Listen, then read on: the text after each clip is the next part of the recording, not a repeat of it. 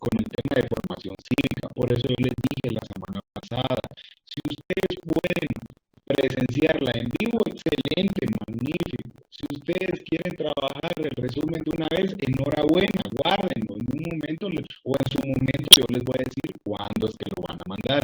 Pero si usted no tiene el tiempo de presenciarla en vivo, no se preocupe, va a poder utilizar el horario voluntariado los días sábados. ¿Cuál es ese horario? De 8 a 13 horas. Entonces ahí surge el interrogante. Y entonces con sus clases, ¿cómo le hacemos? Vuelvo y repito nuevamente, ¿verdad? Si ustedes quieren utilizar ese tiempo para ponerse al día con las conferencias de entre semana, no hay ningún problema, no se conecte a la clase. Ahora, si usted quiere estar en la clase y luego hacer el resumen, pues ya es muy del criterio de cada uno de ustedes. Entonces, son cuestiones básicas, ¿verdad? Pero aquí estamos repitiendo una vez más. Bueno, esos son tareas, o mejor dicho, temas importantes de plantear. Otro tema importante, fechas de una vez, vamos al inicio, o desde el inicio de una vez, dentro de 15 días, es decir, el sábado 3 de junio tendremos nuestro primer examen parcial. Todos los años se ha utilizado la metodología que el primer y segundo examen parcial valen 25 puntos, cada uno para el voluntariado. Entonces, este año, el examen parcial solo va a valer 15 puntos. ¿Y de dónde vamos a sacar los otros 10 puntos, licenciado? Del trabajo que ustedes ya me entregaron el día de hoy, vale 5 puntos lo de los partidos políticos y 5 puntos de los comités cívicos, que hoy vamos a ver ese tema hasta hoy. ¿Por qué? Porque a mí no me gusta pedirles un trabajo sobre algo que no hemos desarrollado, ¿verdad? Que tiene su lógica, pues sí, tiene mucha lógica. Pero miren, lo voy a repetir al inicio, claro que sí, con mucho gusto. Tengo 140 personas conectadas, ni la mitad. Pero bueno, de ahí es el licenciado Melos el malo, pues no da esta información. Lo voy a repetir. Si usted al final ya escuchó esta información y ya no quiere volver a escuchar, ningún problema. Simplemente desconecta ahí la sesión, no hay ningún problema. Entonces, aquí lo que yo trato es de ayudar a los. Entonces, vamos a tener ese apoyo para cada uno de ustedes. Carolina Gómez, con su permiso, le voy a pagar por silenciar su micrófono. Bueno, entonces, todos los laboratorios y demás trabajos que vayamos haciendo durante el desarrollo del curso, eso va a entrar para el examen o proyecto final, va a tener una ponderación. Y para los compañeros que están inscritos en el Tribunal Supremo Electoral, pues a partir de las 11 de la mañana, yo les voy a dar a conocer otra información que es para ustedes. Bueno, estamos claros. Muy bien. Solo les quiero compartir con ustedes algunos nada más de los trabajos. He recibido 12 trabajos, que esa era la función o misión principal, tener 12 grupos conformados. Creo que se logró a cabalidad, pero hay unos que sí me llamaron la atención en cuanto a la creatividad y las ideas, el entusiasmo y el trabajo que realizaron cada uno. Esos son los que voy a mostrar. No significa que los demás no estén bien, al contrario, todos están bien, todos captaron la idea. Yo no voy a ser formalista en cuanto a los requisitos de un acta. ¿Por qué? Porque eso en su momento lo van a ver ustedes en el curso de derecho notarial. Entonces, no me corresponde a mí ese tipo de formalismos. Entonces, mire, aquí a mí me gusta ayudar al estudiante. Si usted mandó su trabajo y en este caso serían los dos documentos solicitados, tanto la hoja de afiliación como el acta de Asamblea Nacional, téngalo por seguro que usted ya tiene los 5 puntos. Sin embargo, en lo que reproduzco y les muestro los trabajos, ¿hay alguno de ustedes que tenga alguna duda con respecto a los temas anteriores que hemos visto? Si se dan cuenta, es el de los partidos políticos que vimos la semana pasada, ciudadanía y voto, y también todo lo relativo a los órganos electorales. Entonces también déjenme decirles que hasta lo que veamos el día de hoy en clase entra de contenido para el primer examen parcial. Y es más, yo los quiero ayudar tanto, me caen tan bien que el próximo sábado les voy a compartir un laboratorio que aparte de pues, tener su punteo, que ya les dije, para el proyecto final también va a servir para que ustedes hagan un ejercicio de cómo es las preguntas para el examen parcial. Es más, muchas de las preguntas que van a venir en el laboratorio van a venir en el primer examen parcial para que ustedes vayan practicando y tengan presentes todos y cada uno de los temas desde nuestro primer día de clases, es decir, teoría del Estado y derecho constitucional. Vamos a dejar por un lado el tema del reglamento, del ejercicio de la práctica supervisada y el código de ética profesional. Eso no entra en el examen, pero sí el contenido de la clase desde derecho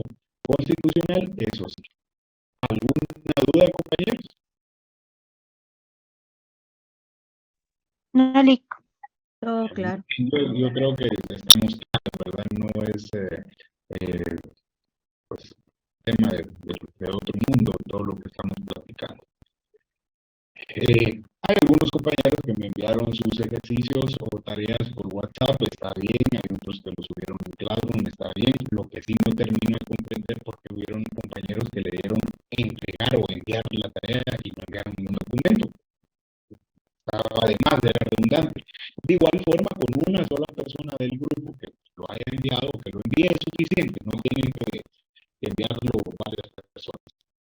De todos modos, lo importante es que usted esté identificado dentro del listado del grupo. Nuevamente voy a temas básicos, ¿verdad?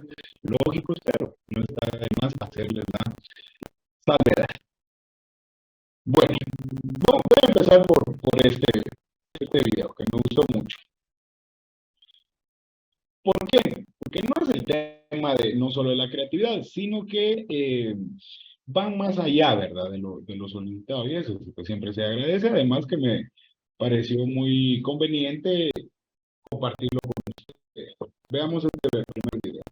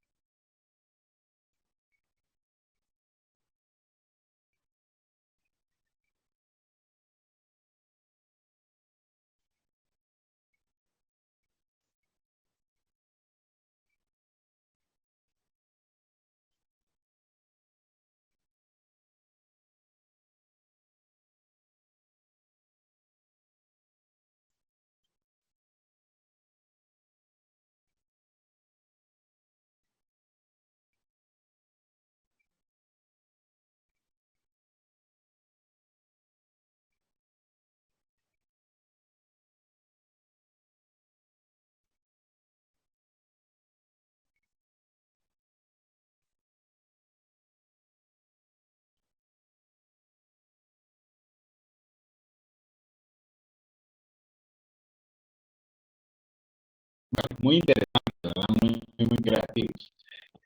Sobre todo me gusta el tema cómo mezclan el nombre de un partido político con el logotipo o el emblema con el cual se va a identificar. Bueno, ya vimos el de estos compañeros, no vamos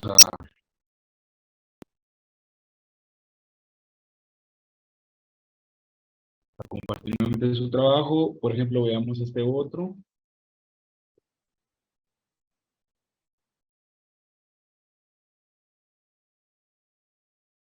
Partido político se llama Democracia Ciudadana, Organización y Poder. Es su logo. Aquí están los datos de las asambleas. ¿Por qué es importante una asamblea nacional? Si no, pregúntenle al candidato presidencial Carlos Pineda por errores o omisiones de requisitos en las asambleas o en las actas de asambleas que interpusieron un amparo en su contra. Ayer se dictó el amparo provisional a cargo de la Sala Sexta del Contencioso Administrativo, que es el órgano, o mejor dicho, en materia constitucional, quien resuelve o conoce la tramitación de amparo en contra del registro de ciudadanos. Es por eso que lo está conociendo. Lógicamente, si se presenta un recurso de apelación de amparo ya lo va a conocer la Corte de Constitucionalidad. Bueno, solo lo traigo a colación de lo importante que son las actas de asamblea. Bueno, y aquí tenemos el emblema o escudo del partido político y la redacción del acta de asamblea. Están las personas que intervinieron, cómo se identifican. En sí, el nombramiento del secretario general, representante del partido político, el objeto del acta como tal, como les dije a unos compañeros, incluso miren, yo soy bien, yo tengo buena apertura con los compañeros que me han escrito entre semana y me han dicho, les digo, ¿puede revisar cómo va mi redacción? Y yo le digo, sí, en el punto siguiente del acta, pues que sea el objeto como tal del mismo y la finalicen. Y no hay ningún problema con eso. Voy a ver si puedo seguir compartiendo sin necesidad de dejar de compartir. No, ahí es donde me pausa la reproducción y luego tengo que dejar de compartir pantalla y volver a compartir, pero no hay ningún problema. Solo vamos a ver unos más.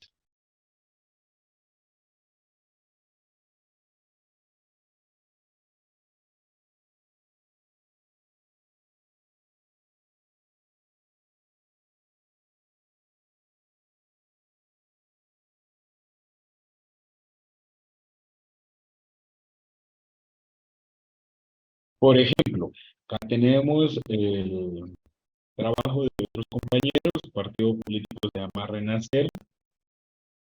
Tenemos la hoja de filiación, que igual ahí yo no me voy a poner quisquilloso con eso. Algunos compañeros me decían, licenciado, en el artículo, no recuerdo ahorita el número de la ley electoral, establece que una hoja de filiación puede ser individual o hasta un máximo de 10. ¿Usted qué dice? ¿Cómo hacemos? ¿Hacemos una sola por el grupo, solo un integrante? ¿O cierto que no puede sobrepasar de los 10 integrantes, pero somos 20, la hacemos una? Compañeros, eso es lo de menos. Lo que yo quiero es que ustedes hagan el ejercicio. Bueno, incluso miren, aquí hay una certificación del acta, número 1-2023, donde se llevó a cabo, y el objeto, ¿verdad?, del nombramiento de las participantes, en este caso de su secretario y demás autoridades.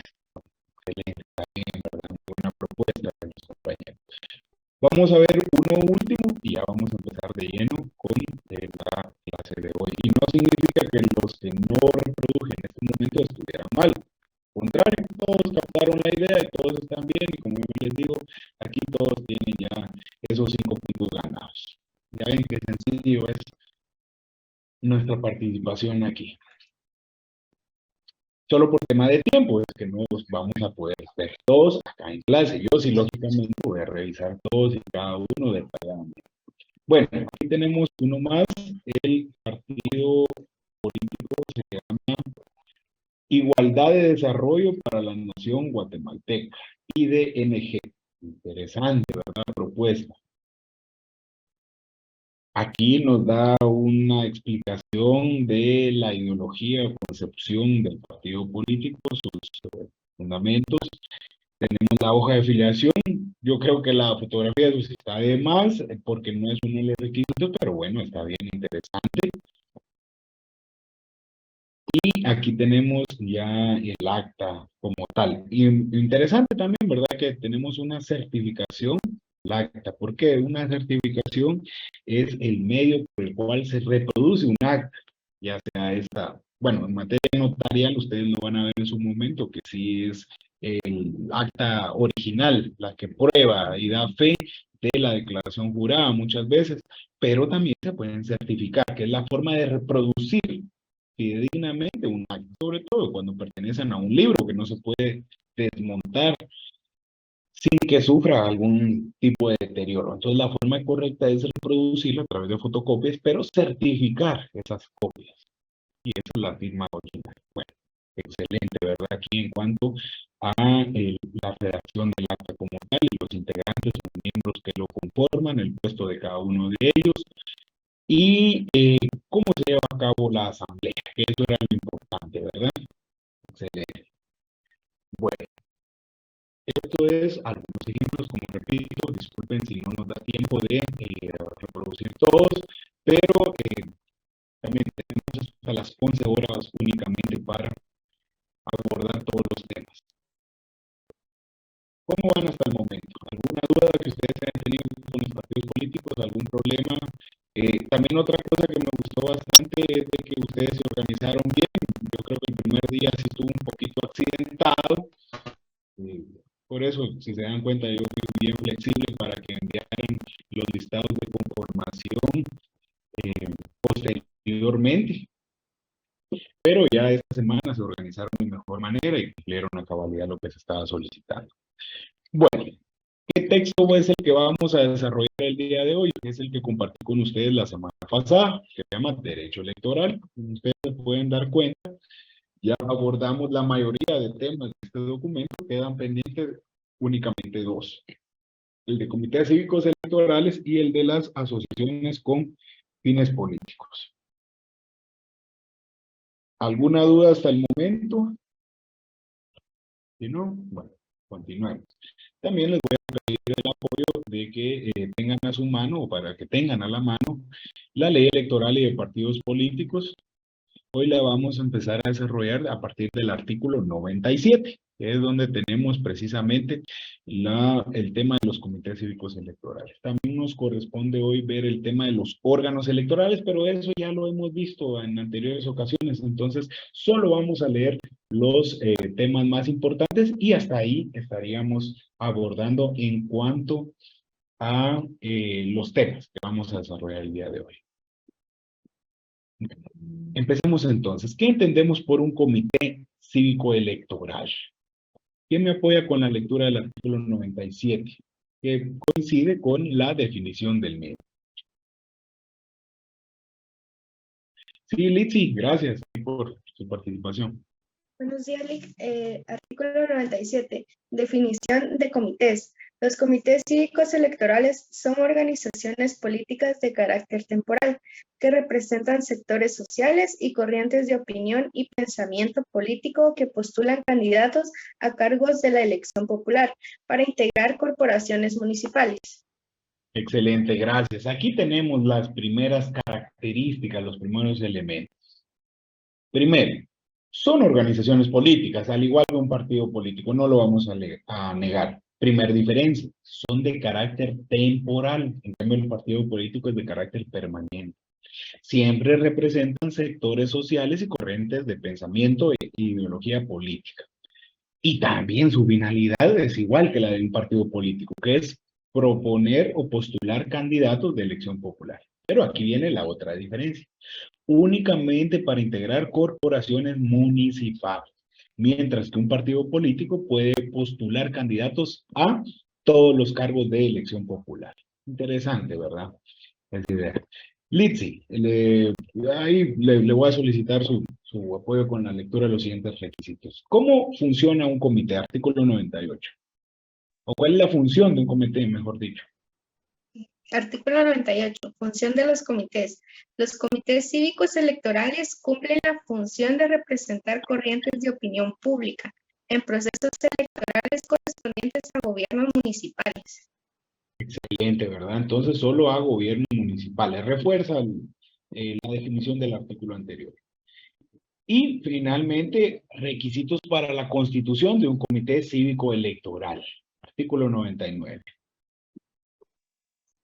Artículo 99. Requisitos para la constitución de comités cívicos electorales. Para que un comité cívico electoral pueda constituirse y funcionar legalmente se requiere: a. Contar en el momento de su constitución con el mínimo de afiliados siguientes. 1.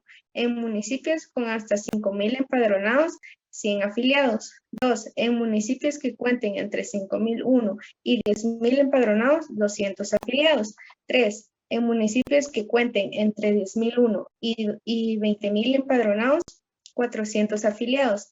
4. En municipios que cuenten entre 20,001 y 50,000 empadronados, 600 afiliados. 5.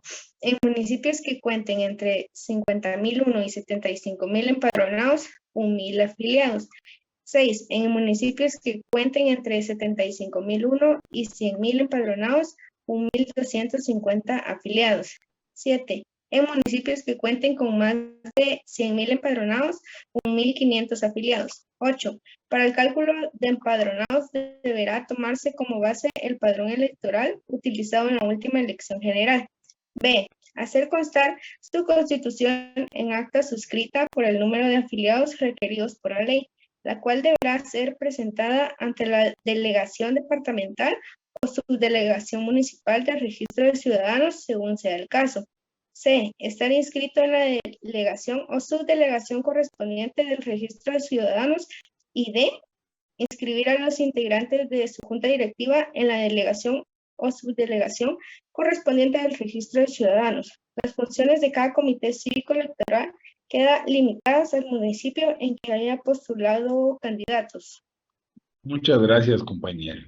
Entonces vemos que también es relativamente fácil y accesible la conformación de un comité cívico, porque dependerá de la cantidad de empadronados o ciudadanos inscritos en ese determinado municipio para llenar los requisitos de la cantidad de afiliados que necesitan.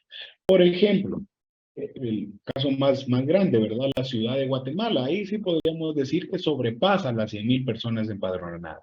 Entonces, para conformar un comité cívico en la ciudad o en el municipio de Guatemala como tal, se necesita como mínimo 1.500 afiliados. Leamos, ese es el primer requisito. Luego, se deberá hacer constar la constitución mediante un acta suscrita por el número de afiliados. Ojo, no está diciendo que se deben de identificar o comparecer todos en el acta, pero sí todos deben de suscribirla. ¿Qué significa suscribir? Firmar el acta. Más importante todavía, presentarla al registro de ciudadanos a través de la delegación departamental, si se trata de un municipio de cabecera departamental, o en la subdelegación municipal, si fuera un municipio que no obedezca a la cabecera. Sobre todo, estar inscrito en la delegación o subdelegación correspondiente, el comité cívico, y lo que sí debe constar en el acta de constitución es cómo queda conformada la junta directiva. Bien, debe inscribirse en el registro de ciudadanos. Importante, que el comité cívico electoral quedan sus funciones y atribuciones limitadas al municipio en el cual hayan postulado candidatos. Interesante. Puede haber fusión de comités cívicos, eso lo vimos la semana pasada, y en esa fusión de comités cívicos sí pueden participar en varios municipios bajo un mismo estandarte o nombre. Vamos ahora con la personalidad jurídica que tienen todos los comités cívicos electorales. Artículo 100, por favor. ¿Quién me apoya? Sí. Yorick. Vaya, gracias, muy amable. Artículo 100. Personalidad jurídica. Todo comité cívico electoral debidamente constituido e inscrito en el Departamento de Organizaciones Políticas, en la delegación departamental o subdelegación municipal del Registro de Ciudadanos, tendrá personalidad jurídica para el objeto que señala el artículo anterior.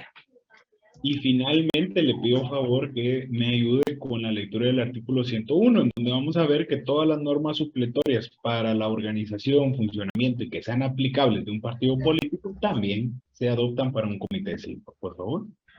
Artículo 101. Normas supletorias para su organización y funcionamiento. Las normas que rigen la organización, financiamiento, fiscalización y funcionamiento de los partidos políticos, así como el régimen de sanciones, serán aplicables a los comités cívicos electorales en defecto de normas expresas relativas a estos. Gracias, Irma. Es decir, que en lo que fuera aplicable vamos a utilizar los artículos que regulan todo lo relativo a sanciones, procedimientos, instrucción, organización de partidos políticos a un comité cívico. Importante, veamos los derechos y obligaciones que tienen los comités cívicos electorales. Artículo 102. Derechos de los comités. ¿Quién me apoya?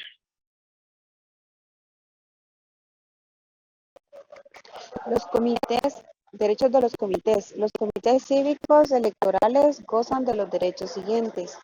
A. Postular candidatos para integrar corporaciones municipales. B. Fiscalizar todas las actividades del proceso electoral en que participen por medio de los fiscales que asignen.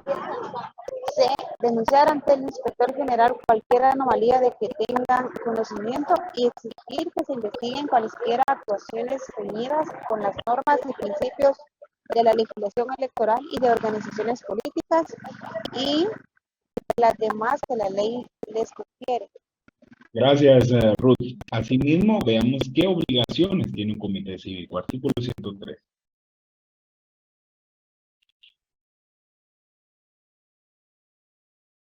Por favor, Ruth. Wendy, si fuera tan amable. Yoli, Bueno, o Jessica, está bien. obligaciones de los comités. Los comités cívicos electorales tienen las obligaciones siguientes: inscribirse en el Departamento de Organizaciones Políticas o en la respectiva delegación o subdelegación del Registro de Ciudadanos según corresponda. B. Inscribir en el Departamento de Organizaciones Políticos o en la respectiva delegación o subdelegación del Registro de Ciudadanos a los integrantes de su junta directiva y a su secretario general, presidente o ese equivalente, y cumplir las demás obligaciones que le imponen las leyes. Gracias, compañero. Bueno, principal derecho de los comités cívicos, postular candidatos a corporaciones municipales. Principal obligación, estar debidamente inscritos en el Departamento de Organizaciones Políticas o bien en la delegación o subdelegación. Todas estas instituciones pertenecen al registro de ciudadanos, pues eso los habilita para participar. Bueno, veamos ahora lo relativo a la constitución de un comité cívico, que por ahí viene también, ya más adelante vamos a explicar en qué consiste el segundo trabajo o ejercicio que van a tener ustedes para esta semana y que van a hacerse acreedores de otros 5 puntos para completar los 25 puntos del primer examen parcial. Veamos pues, en el capítulo 3 se regula todo lo relativo a la constitución de un comité cívico. Alguien que fuera tan amable de apoyarme con la lectura de estos artículos y los vamos a leer pues detenidamente, así despacio, pues no tenemos prisa y cuando leemos de esta manera pues es mejor comprensible, pues más comprensible esa lectura. ¿Alguien fuera tan amable? Acta de constitución. Bueno, le vamos a dar la oportunidad ahí a Ruth Wendy, ya está.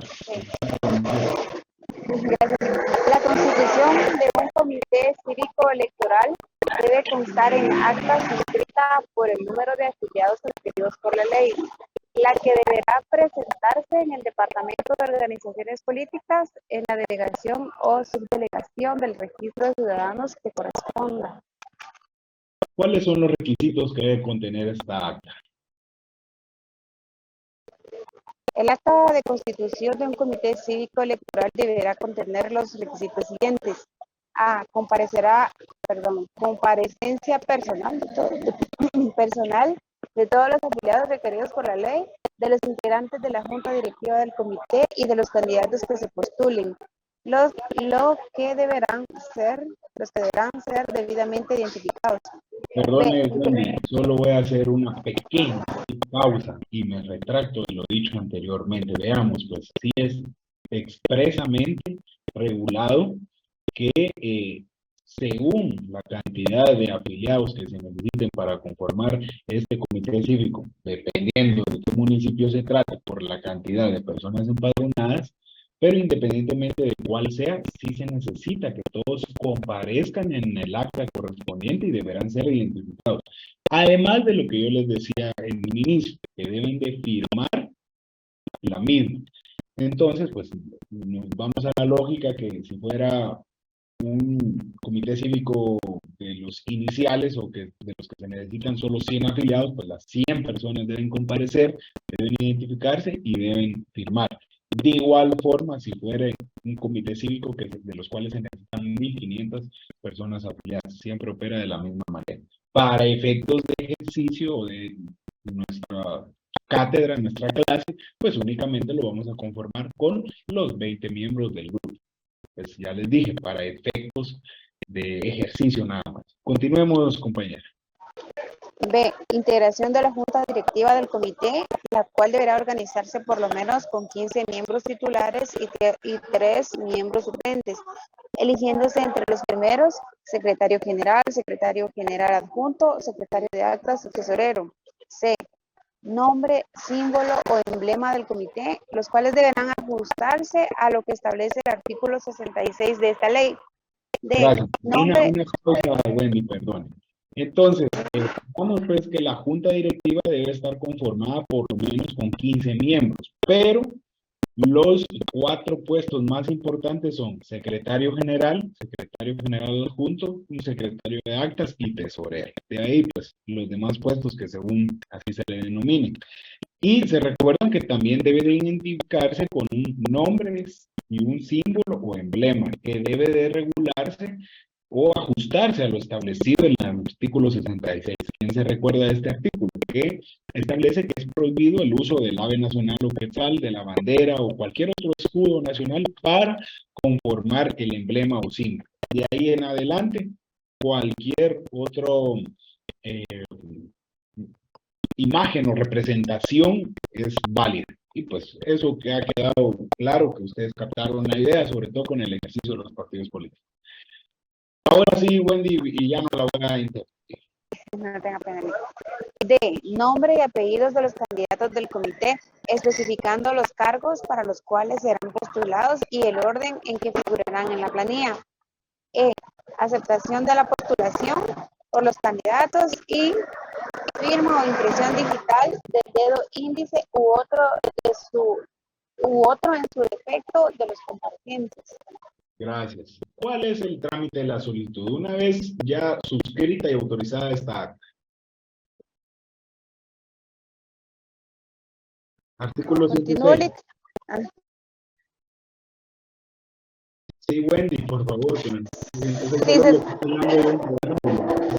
se presenta ajustada a la ley toda la documentación requerida, el Departamento de Organizaciones Políticas, la Delegación Departamental o la Subdelegación Municipal de Registro de Ciudadanos de oficio deberá: A. Inscribir al comité. B. Inscribir a los integrantes de su junta directiva. C. Inscribir a los candidatos propuestos. D. Extender las certificaciones o constancias de las inscripciones y archivar el expediente en el Departamento de Organizaciones Políticas, para lo cual deberá ser remitido por las delegaciones y sus delegaciones.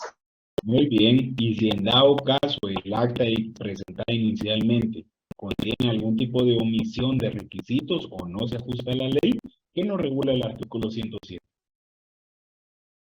Ampliación o modificación.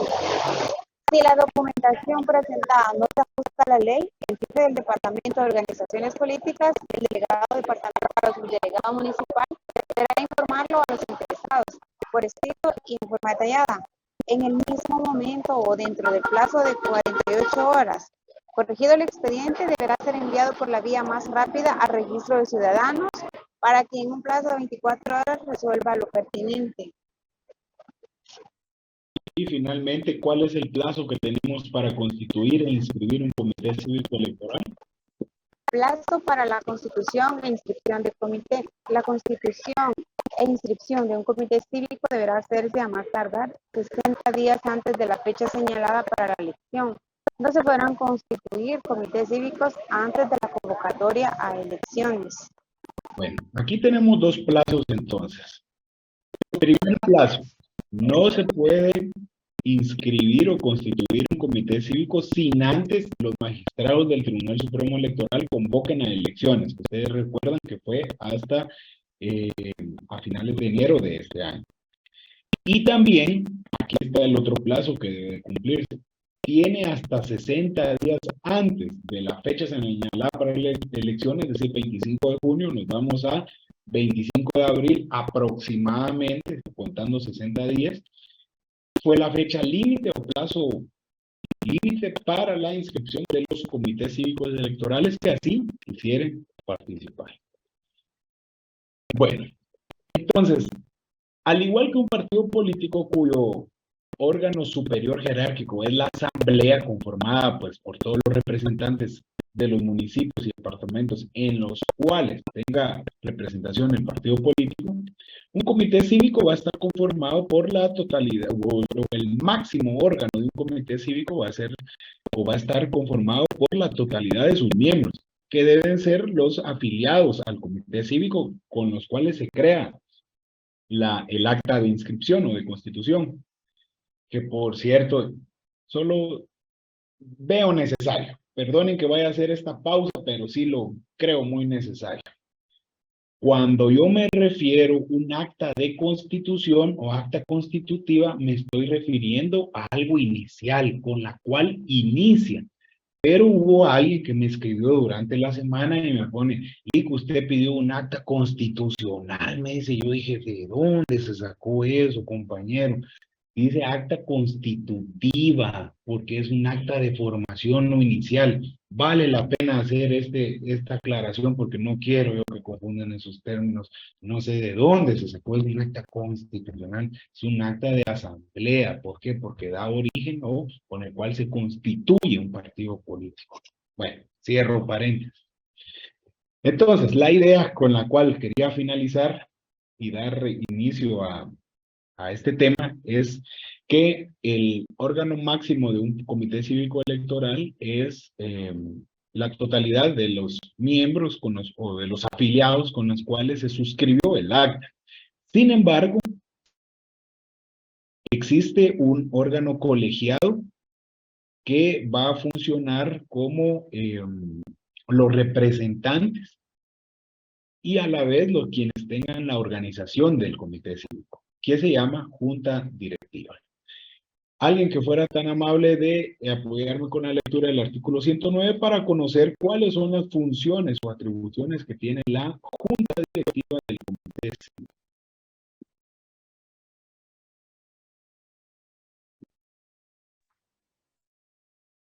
Pero no todos. Pero yo sé que son 158 personas que quieren participar, pero no todos. Gracias, Michael. Dice artículo 109, Junta Directiva del Comité Cívico.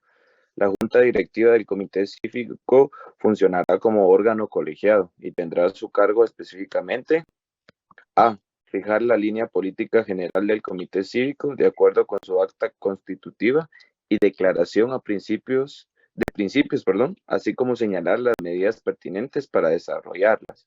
B. Coordinar las actividades de grupos de apoyo. C. Crear subcomités definiendo las atribuciones que corresponden y designar a sus integrantes. D. Organizar y dirigir las actividades del comité cívico. E. Designar los fiscales y demás representantes o delegados del comité cívico ante los órganos electorales. Y F. Las demás funciones que les señalen la ley o su acta constitutiva. Acta constitutiva, no acta constitucional, ¿verdad? Eso ya nos quedó claro. Bueno, pregunta de examen parcial. Hoy estoy contento, ¿no? Así que les voy a dar ahí un par de preguntas de una vez. ¿Quién ostenta la representación legal del comité cívico? ¿Dónde encontramos el fundamento legal de él? Artículo 110. ¿Qué nos establece el artículo 110? Pero no todos, compañeros. Yo sé que todos quieren participar. Digo, leyendo, Lico. Gracias. ¿Quién tiene la representación legal del comité? La leo, Lico, la chica que estaba hablando. Sí, Michael, por favor. Representación del comité cívico. Dice, la representación legal del comité le corresponde al secretario general, presidente o su equivalente. En su ausencia la ejercerá el secretario general adjunto, el secretario de actas o el tesorero en su orden. Muy bien, entonces significa que en ausencia del titular, cada uno de los puestos que así sigan en la junta directiva, pues van a tener esa representación legal, pero principalmente le corresponde al secretario general, muy parecido también con lo de los partidos políticos. Siguiente subtema, veamos las sanciones. ¿Qué puede hacerse acreedor de un comité cívico? tenemos inicialmente en el artículo 111, que establece que se van a aplicar las mismas sanciones que le fueran pues, supletoriamente aplicables, al igual que el partido político. ¿Y cuáles son estas sanciones? ¿Dónde las tenemos reguladas? En el artículo 88. Entonces, si yo les preguntara en el examen cuáles son las sanciones que puede recibir un partido político o un comité cívico electoral, ¿cuál sería la respuesta?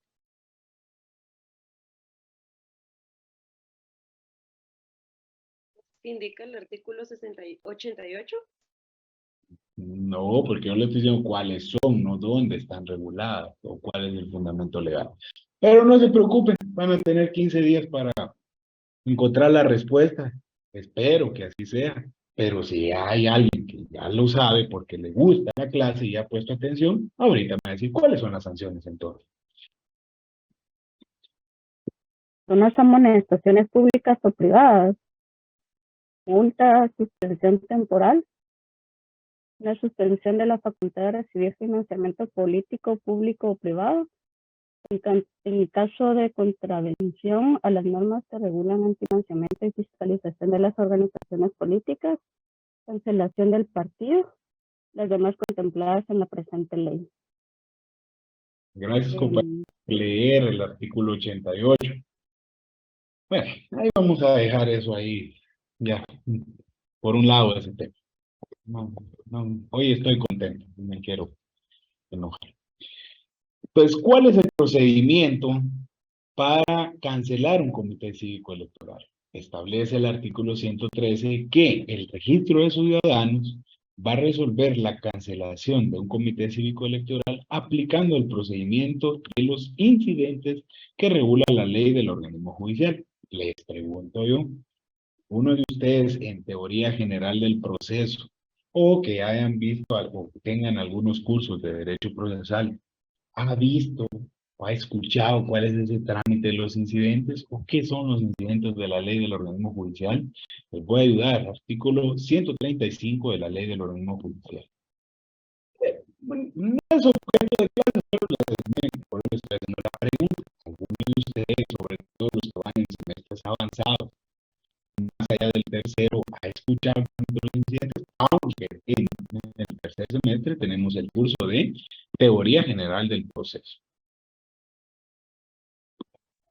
Más o menos, licenciado, creo que son dos de los incidentes, son de hecho y de derecho, y se resuelven, pues depende de qué tipo de incidente es, ¿verdad? Y algo así tengo como la idea vaga, pero no sé si estoy mal. Muy bien, gracias Andrés. ¿Alguien más, compañero? ¿Alguien más que quiera aportar sus ideas? Licenciado, buen día. Son cuestiones accesorias en un proceso. Muy bien. Entonces, dependiendo de la influencia que tengan en el mismo, se decide si se incluyen o si solo quedan como adjuntas en el proceso, ¿verdad? Así lo entendí. Ahí tenemos un concepto, ¿verdad? De estos procedimientos accesorios, pero aplicables a todos los juicios, ¿verdad? No hay rama procesal que no tengan contemplado el trámite de los incidentes que se aplican supletoriamente el contenido en la ley del organismo judicial, del artículo 135 al 140 de la ley. Bueno, está bien. Ahí, si no hubiera alguna otra idea que quieran ustedes plantear en relación a los incidentes, pues vamos al siguiente subtema.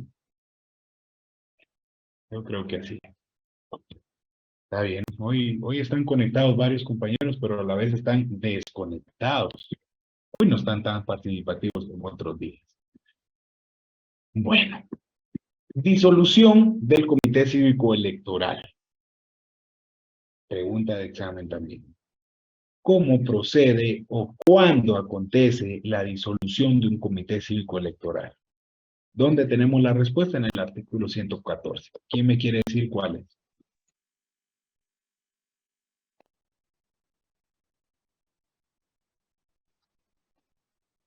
Licenciado, licenciado. Gracias, Jessica, muy amable. Disolución de los comités cívicos electorales. Los comités cívicos electorales quedarán automáticamente disueltos sin necesidad de declaración o resolución alguna, al quedar firme de la adjudicación de cargos en la elección en que hayan participado. No obstante, subsistirá la responsabilidad de los directivos de dichos comités por los fondos que hayan percibido y administrado. Gracias, Jessica. Entonces, De nada. la disolución de un comité cívico es automática. No es necesario que se promulgue una resolución por el registro de ciudadanos u otro ente aplicable o homólogo, sino que es automática al quedar firme la adjudicación de cargos de elección en los cuales haya participado. Es decir, que como participa para corporaciones municipales, al adjudicarse los cargos tanto a concejales, alcalde, concejales y síndicos, que hayan sido nombrados o no los del comité cívico electoral en cuestión, pues automáticamente queda disuelto. Pregunta de examen. Bueno, yo se los dije desde el primer día de clases, en la medida en que ustedes participen y pregunten y avancemos más en el tema, pues así también yo voy a ir indagando más al respecto. Si ustedes no participan, no los veo de forma activa, pues no vamos adentrándonos en los temas. Así de sencillo. Bueno, a veces creo que se les olvidan estas instrucciones básicas, porque hoy sí están desconectados. Vamos con la parte práctica o el ejercicio en relación a los comités cívicos electorales. Si ustedes se dan cuenta, no entramos mucho en detalle porque es aplicable la mayoría de procedimientos que ya vimos en los partidos políticos, con la salvedad o la observación que se aplica únicamente para las corporaciones municipales, que tienen su propio procedimiento ante el registro de ciudadanos. Ojo, miren la facilidad que está acá, o que se da acá con los comités cívicos. Como tienen participación municipal, se puede abocar a la subdelegación municipal del registro de ciudadanos y no necesariamente en el registro per se que está acá en la ciudad capital. Tenemos ahí el trámite o el procedimiento, los requisitos del acta constitutiva y la cantidad de afiliados que necesita según el municipio en el que se trata. Ahí la compañera que muy amablemente me leyó el artículo 88 de la ley electoral. Tenemos las sanciones de los comités cívicos. Creo que yo no sabía si la compañera me lo estaba afirmando o ahorita le doy la palabra, solo termino esta idea. Si me lo estaba afirmando, me lo estaba preguntando. Pero los tipos de sanciones son amonestación privada o pública, la suspensión temporal, la multa, y la prohibición de manejo de fondos públicos, ¿verdad? Lo que decía la compañera, cuando contravenga las disposiciones de la ley. Y finalmente, la sanción más extrema es la cancelación como tal, sin necesidad, en este caso, un comité cívico de que haya participado, lo deben participar en ese proceso electoral como tal. Bueno, eso era lo más rescatable que yo quería repetir. Previo a explicarles ahí lo del ejercicio, Ángel está solicitando la palabra. Le escuchamos. Gracias, Lick. Buenos días a todos. Fíjense que me surge una duda respecto a cómo existen los partidos políticos, la inscripción de los partidos políticos, la grabación de las asambleas y todo, y el comité cívico hace lo mismo. O sea, ¿por qué se inclinan por hacer un comité cívico y no un partido político? Lick, disculpe. Gracias, Ángel. Porque el partido político necesita tener participación, y lo vimos la semana pasada, por lo menos en 5 municipios de ese departamento y por lo menos en 12 departamentos del país, mientras que un comité cívico solo va a tener o necesita afiliados de un municipio como tal y en menor cantidad. Entonces, si usted no se siente representado o identificado con las ideologías de un partido político que tiene representación a nivel nacional o regional cuando menos, y usted considera que es un líder nato en su municipio y que está rodeado de personas que le pueden ayudar a hacer un buen gobierno municipal o local, opta usted por conformar su propio comité cívico electoral. Bueno, y hay otros intereses que tal vez no obedecen desde el punto de vista legal y que obedecen a a, ¿cómo le pudiera decir? A principios o aspectos financieros, económicos o de alguna otra índole más ilícitos o no normados conforme a la ley, que motivan o desmotivan a determinadas personas a acercarse a un partido político o no acercarse o a conformar un comité cívico. Pero bueno, ya leí ahí los puntos centrales. Y, lógicamente, o sea, es más fácil la conformación de un comité cívico porque necesita menos requisitos o necesita cumplir con menos requisitos que la conformación de un partido político. La diferencia también radica es que si usted conforma o pertenece a un partido político, va a recibir cierta aportación de los órganos rectores y centrales, mientras que en un comité cívico no va a recibir aportación de ninguna asamblea, ni de un comité cívico nacional, etcétera, ni tampoco va a recibir apoyo por parte del Tribunal Supremo Electoral del Estado. ¿Se recuerdan que vimos eso la semana pasada? Que solo los partidos políticos reciben una retribución económica por parte del Estado de Guatemala de $2 o su equivalente en quetzales por cada voto válido, siempre que tengan como requisito o que hayan conseguido como mínimo el 5% de los votos válidos o una diputación en el Congreso. Mientras que un comité cívico, aunque gane en su municipio y que se le adjudiquen uno o todos los cargos de corporación municipal, no va a recibir una retribución económica por parte del Estado, por cada voto recibido. Otra diferencia, ¿verdad? Que ustedes, yo quiero que lo tengan muy en presente. Bueno, ¿alguna otra duda? Voy a explicar entonces el ejercicio para esta semana, pero como ustedes me captaron a la perfección la de la semana pasada, no se les va a complicar. Lo que sí necesito yo es que sean nombres nuevos y emblemas nuevos. ¿Pueden ser muy similares a los ya utilizados? Claro que sí, pero no lo repitan. ¿Por qué? Porque es prohibido que un comité cívico electoral se identifique con un nombre o un símbolo de otro partido político, sobre todo ya existente, porque ustedes saben de cuentas que los partidos políticos que ya enviaron ya están conformados, ¿verdad? Entonces, parte práctica, número 1. Cada grupo deberá conformar un comité cívico, el cual deberá identificarse con un nombre y un emblema o símbolo, el cual debe ser creativo, original, único y exclusivo, diferente a cualquier otro comité cívico electoral que esté actualmente inscrito o partidos políticos que también estén actualmente inscritos. Aquí viene en sí el ejercicio como tal. Deberá redactar, perdonen ahí el error de mecanográfico, un acta de constitución de comité cívico, conformada por el total de los integrantes del grupo, porque vamos a asimilar o vamos a figurar o imaginarnos que la totalidad de los miembros del grupo es la totalidad de ciudadanos afiliados que deben de estar a ese comité cívico. Debe cumplir con los requisitos del 104 y 105 de la ley electoral. Y finalmente deberá nombrar un secretario general o presidente, que lo correcto, pues, o lo más utilizado, secretario general, quien también deberá ser coordinador del grupo, que va a tener todas las funciones que establece el artículo 110. Entonces el secretario general es el encargado de enviarme la información ya vía WhatsApp o subirla a Classroom en la tarea que voy a crear también, la cual me pareció bastante bien. Cualquiera de las dos opciones es válida, pero que sea una persona por grupo, eso sí, únicamente. ¿Alguna duda, pregunta que tengan ustedes con respecto a este ejercicio? Porque de ahí una persona que me preguntó, usted en el texto colocó el acta como número 2 y en cada uno lo puso como número 3. Eso ya me cambió totalmente ahí el orden de mi trabajo. Yo les digo, no, compañeros, si es exactamente lo mismo, simplemente tema de distribución del contenido. Y como dije aquel otro dicho, el orden de los factores del producto, pero bueno, hay que explicarlos ahí todo a profundidad y a detenimiento.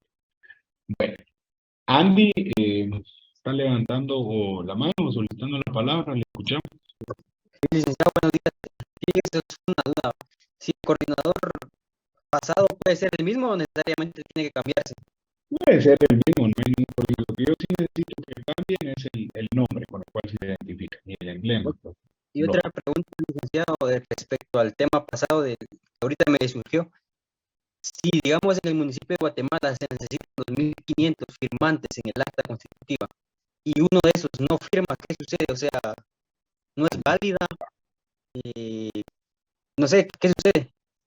Miren, entonces ese tipo de, bueno, si no sabe firmar o no puede firmar, porque son dos cosas totalmente distintas. ¿Quién no sabe firmar? Una persona que no haya estudiado, ¿verdad? No sabe leer y escribir.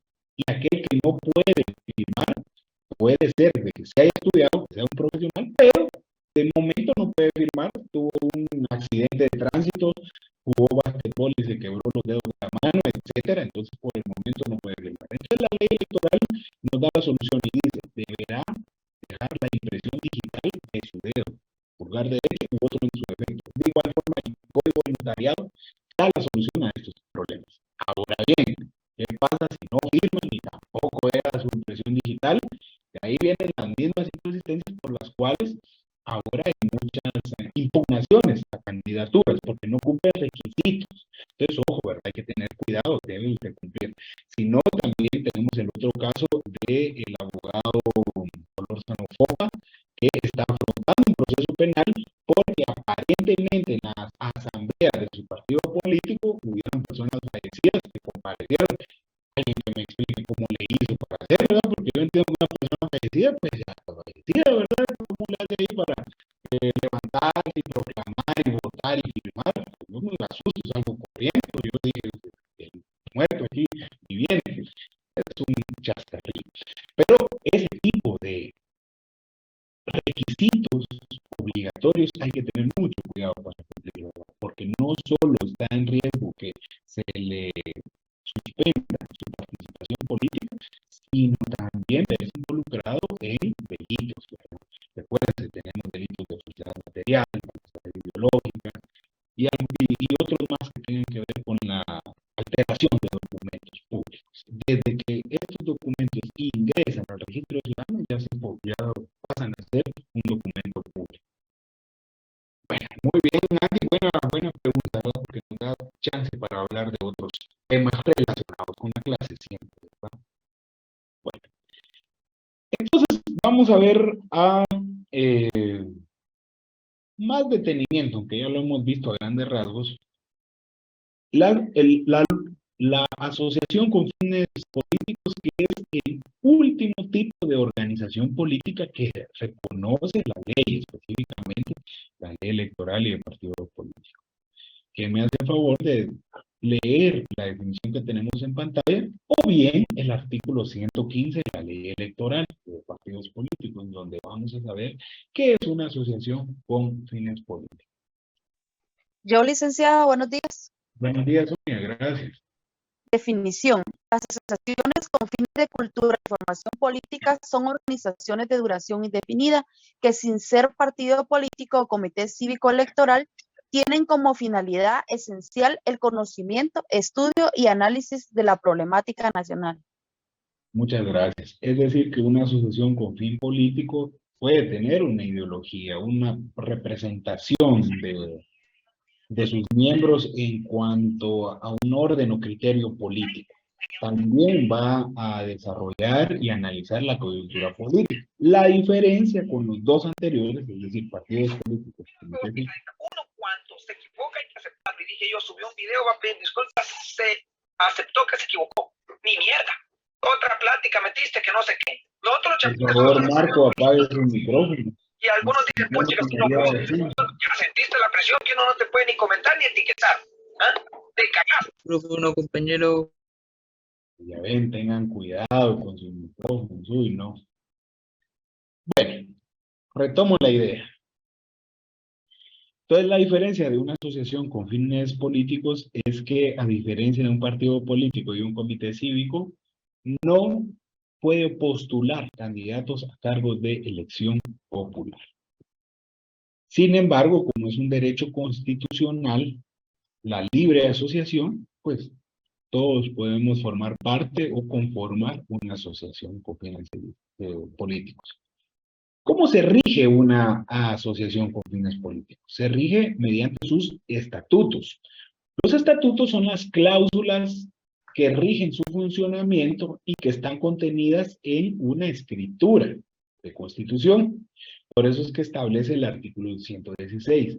Las asociaciones, a que se refiere el artículo anterior, se regularán por las disposiciones del Código Civil.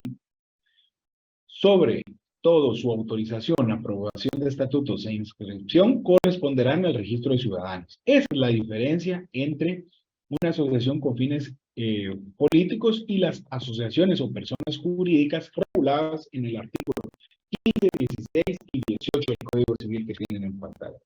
Que las personas jurídicas, sobre todo las asociaciones de carácter civil, se registran en o se inscriben, mejor dicho, en el registro de personas jurídicas, adscrito al Ministerio de Gobernación, mientras que las asociaciones con fines políticos ya vimos que se inscriben ¿en dónde?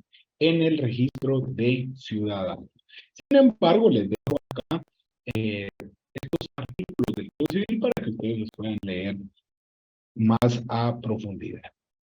Bueno, en relación a las asociaciones con fines políticos, pues esos son los aspectos más importantes para poder compartir el día de hoy con ustedes. El siguiente tema que teníamos preparado para el día de hoy y con el cual estaríamos agotando contenido para nuestro primer examen parcial es el de los órganos electorales, pero ya vimos la mayoría de ellos, así que no le vamos a prestar mucha atención, mucho detenimiento a lo que ya desarrollamos, sino hoy vamos a conocer o a desarrollar artículos nuevos que no hemos visto con anterioridad. Específicamente le vamos a prestar mucha atención a las juntas electorales departamentales, juntas municipales y juntas receptoras de votos, que a esto solo lo hemos tocado a pincel. Si yo les preguntara en el examen, ¿cuál es la máxima autoridad del Tribunal Supremo Electoral? ¿Cuál sería la respuesta? Escuchen bien. Porque no les estoy preguntando cuál es la máxima autoridad en materia electoral, que ahí está fácil, ¿verdad? Es el Tribunal Supremo Electoral. No, la pregunta es la siguiente. ¿Cuál es la máxima autoridad del Tribunal Supremo Electoral? ¿El presidente del tribunal, licenciado? No, Mauro, pero déjeme decirle que no.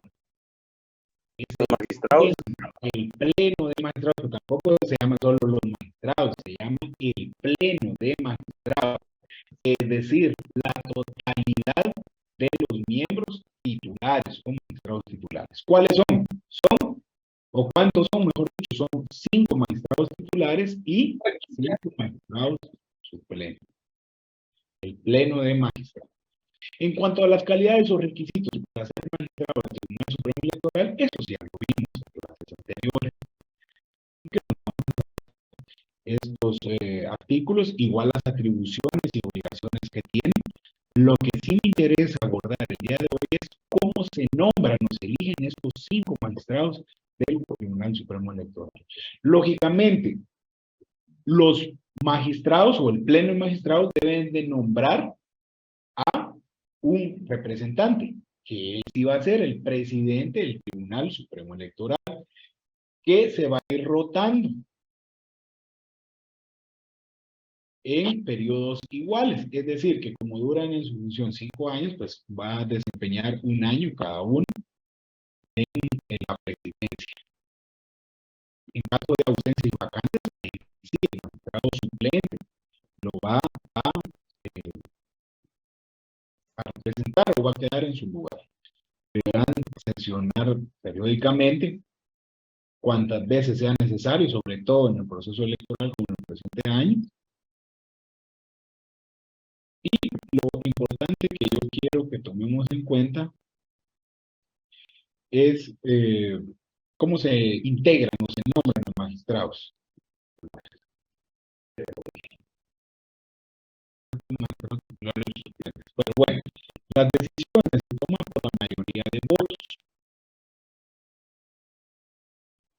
Y quienes votan son los magistrados titulares, salvo que los magistrados suplentes los estuvieran representando o que por determinada materia fuera necesario integrar o subir el número del pleno de magistrados como acontece en determinados casos en la Corte de Constitucionalidad. Ahora sí, capítulo 2, comisión de postulación. ¿Cómo se va a integrar la comisión de postulación que va a elegir a los magistrados que van a integrar el Tribunal Supremo Electoral? Entonces, siguiendo con nuestra serie de preguntas, ya contestamos cuál es la máxima autoridad en materia electoral, ya todos sabemos que es el Tribunal Supremo Electoral. Ya sabemos también cuál es la máxima autoridad de este Tribunal Supremo Electoral, que es el Pleno de Magistrados. Ya sabemos que los magistrados titulares y suplentes son nombrados mediante una comisión de postulación, pero ahora vamos a conocer cómo está integrada esta comisión de postulación, cómo está formada y quiénes son los responsables, por así decirlo, de nombrar los máximos representantes en materia electoral. Y voy a con la lectura del artículo 136. Carla Vanessa. Licenciado. Solo una pregunta, Carla Vanessa, ¿puede apagar su micrófono, por favor?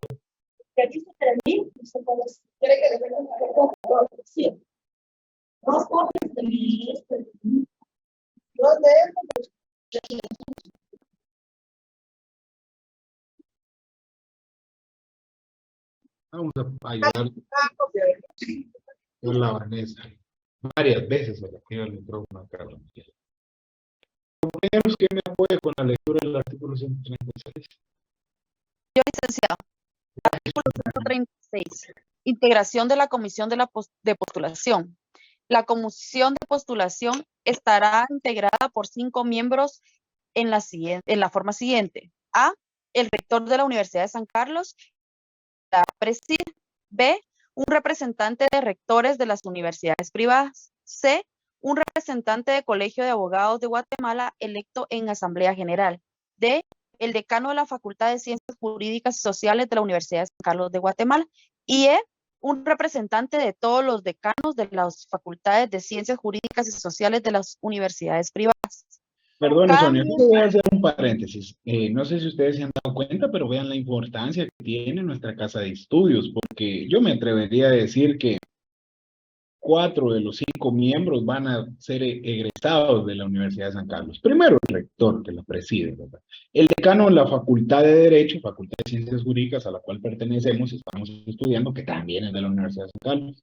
El representante del Colegio de Abogados de Guatemala electo en la Asamblea General, normalmente, generalmente, los representantes del colegio son egresados de la Universidad de San Carlos. Y finalmente, donde dice un representante de todos los decanos de la Facultad de Ciencias Jurídicas de las universidades privadas.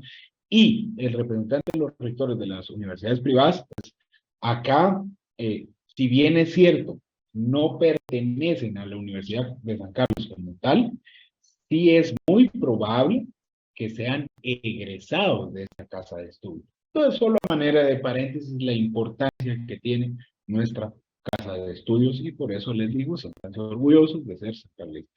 Ahora sí, Sonia, continúa. Cada miembro titular tendrá un suplente, el cual será electo en la misma forma que el titular, salvo los suplentes del rector de la Universidad de San Carlos de Guatemala y del decano de la Facultad de Ciencias Jurídicas y Sociales de dicha casa de estudio, que serán electos por el Consejo Superior Universitario de la Universidad de San Carlos de Guatemala y por la Junta Directiva de la Facultad de Ciencias Jurídicas y Sociales de la misma universidad representante.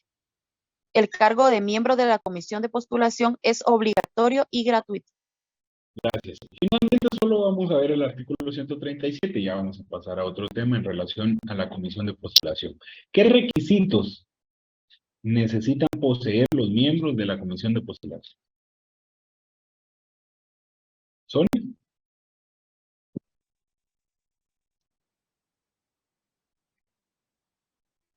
Me perdí el artículo 137, ¿verdad? Calidades para ser miembro de la comisión de postulación. Los miembros de la comisión de postulación deberán reunir los siguientes requisitos. A, ser guatemalteco de origen.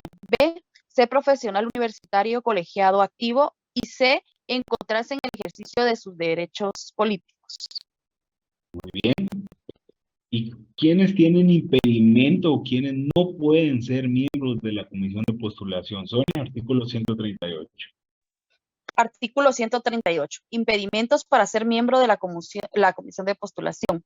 No pueden ser miembros de la comisión de postulación a los funcionarios de los organismos del Estado y de las entidades autónomas o descentralizadas del mismo. Esta prohibición no es aplicable al rector de la Universidad de San Carlos de Guatemala ni al decano de la Facultad de Ciencias Jurídicas y Sociales de dicha universidad. B. El Procurador General de la Nación, el Fiscal General de la República, los magistrados de la Corte de Constitucionalidad y el Procurador de los Derechos Humanos. C. Los miembros de los órganos permanentes de organizaciones políticas. D.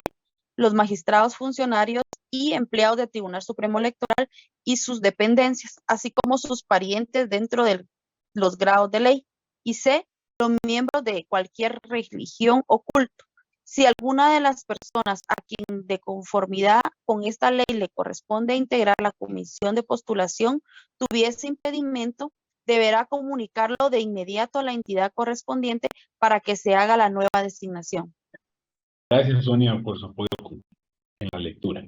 Bueno, aquí le lanzo una pregunta abierta, compañeros. Es de análisis, ¿sí? De criterio nada más, solo para conocer su punto de vista y ver, o escuchar, mejor dicho, cómo debaten ustedes. ¿Por qué creen que se limita o impide la participación en una comisión de postulación a estos funcionarios públicos que acaba de leer la compañera en el artículo 132?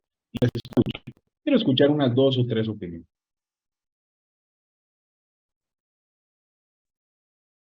¿Por algún conflicto de interés? Bueno, puede ser un primer punto de vista, un conflicto de interés, porque tiene interés de por medio, digamos, ¿verdad, María Sofía? Eso se refiere, puede tener un interés de por medio, sí, está bien, válido. Muy bien, ¿alguna otra? ¿Por el monopolio del poder que crearía? No, ahí está muy bien, sí, y por ahí va por lo menos mi propio criterio. Una última y de ahí les digo el mío. ¿Favoritismo, licenciado? Bueno, muy bien. Fíjense que todos son valideros, todas las respuestas pues tienen mucha lógica y tienen razón, pero recuérdense que el Tribunal Supremo Electoral, al igual que la Corte de Constitucionalidad, sin ser organismos del Estado, per se, entiéndase, organismo judicial, ejecutivo y legislativo, forman parte de esa alta estructura o jerarquía del Estado de Guatemala. Son autónomos, son independientes, no están supeditados a ningún órgano, organismo o poder. Subordinación entre ellos no existe. Entonces es bien importante. De esa razón o de esa cuenta es de que se debe de garantizar que ningún miembro de la comisión de postulación ya pertenezca a un organismo del Estado, o como bien decía ahí una compañera, tenga un interés de por medio, por lo menos de forma expresa está prohibido. Y eso garantiza que haya representación de todas las esferas políticas o representantes líderes de Guatemala, y como dijo la compañera también, no exista un monopolio, ¿verdad? O esté de cierta manera sectorizado los magistrados del Tribunal Supremo Electoral. Ese es el deber ser, ¿verdad? Igual que los magistrados de la Corte de Constitucionalidad, el deber ser es de que todos los organismos del Estado nombren a uno, al titular y suplente, a uno, y otro por medio de la Asamblea de Abogados del Colegio de Abogados y Notarios de Guatemala, y otro por parte del Consejo Superior Universitario de la Universidad de San Carlos también, en el caso de la Corte de Constitucionalidad. Pero lo que busca es eso, ¿verdad? De que haya efectivamente una imparcialidad y objetividad y que no hayan intereses de por medio. Bueno, cerramos paréntesis, continuemos. Entonces, ya vimos que la máxima autoridad del Tribunal Supremo Electoral está conformado por el Pleno de Magistrados. ¿Cómo se integra el Pleno de Magistrados? Pues por una comisión de postulación, quien nombra a un titular y suplente. Ya vimos cómo está conformada la comisión de postulación, cuáles son los requisitos para participar, quiénes tienen prohibiciones, Y siguiendo con nuestras autoridades en materia electoral, pues tenemos la figura del presidente del Tribunal Supremo Electoral, que si bien es cierto, no es el máximo representante, pero sí es el jefe administrativo, o sea, el encargado de ver que todo el personal cumpla sus funciones, ostenta o ejerce la representación del Tribunal Supremo Electoral, y ya vimos también que se va rotando año con año la figura de la presidencia en el Tribunal Supremo Electoral. Pero también tenemos otras autoridades.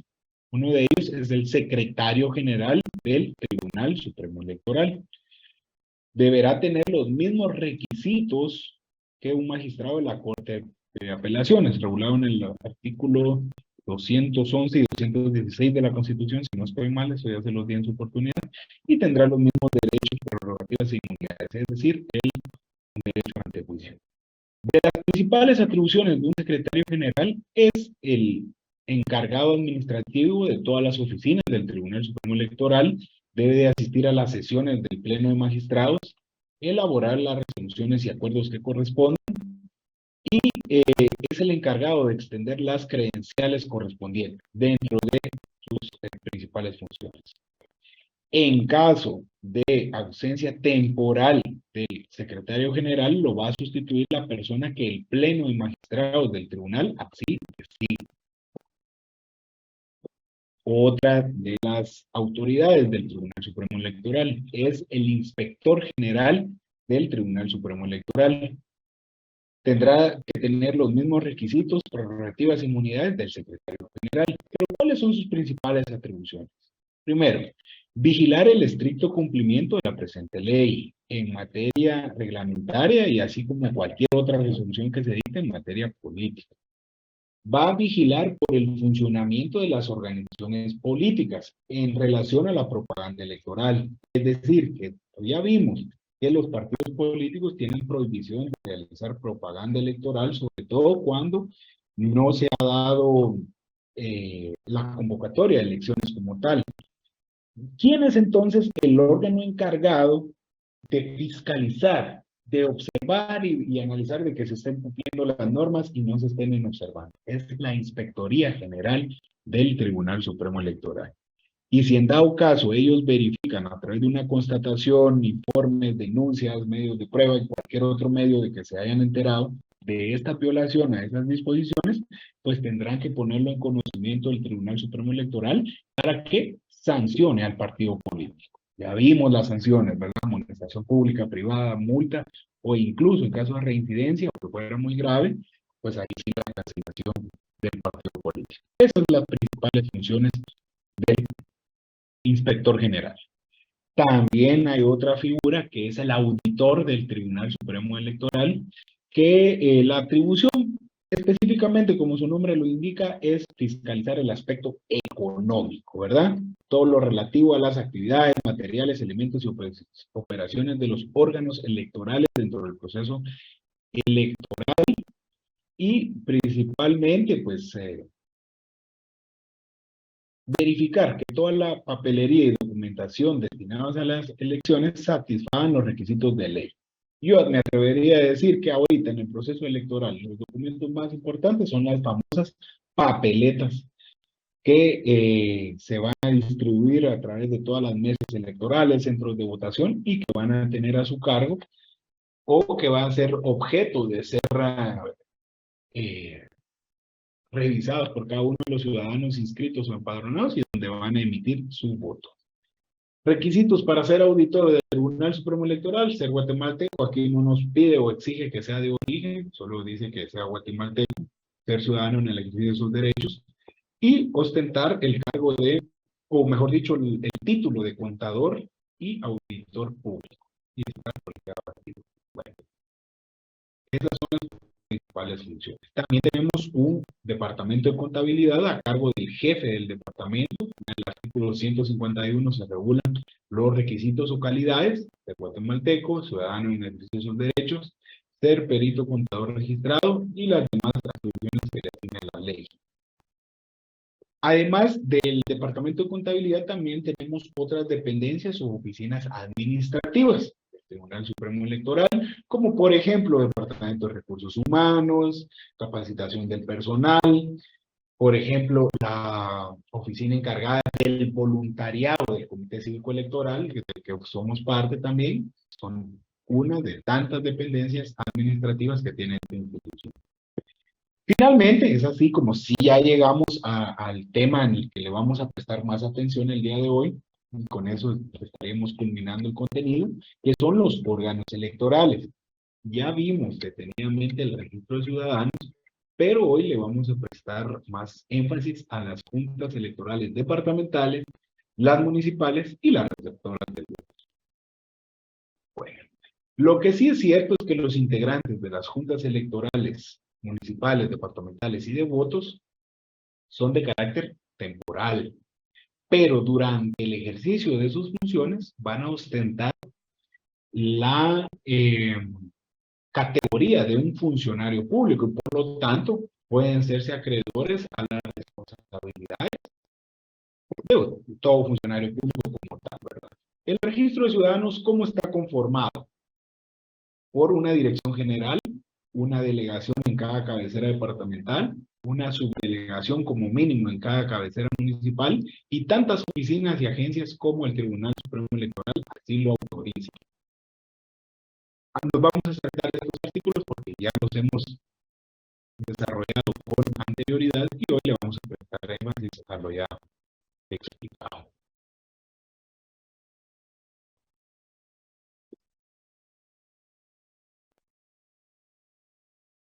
Lo importante ahorita de estos días es que estuvo muy sonado la figura del secretario del Registro de Ciudadanos, porque era el encargado de rendir el informe circunstanciado dentro del trámite del amparo. Si no da tiempo y ustedes quieren, yo les puedo explicar el trámite del amparo, porque dentro de los medios de impugnación, que eso también lo vamos a ver después de nuestro primer examen parcial, está el amparo como tal. No hay materia ni rama del derecho que no sea susceptible de amparo.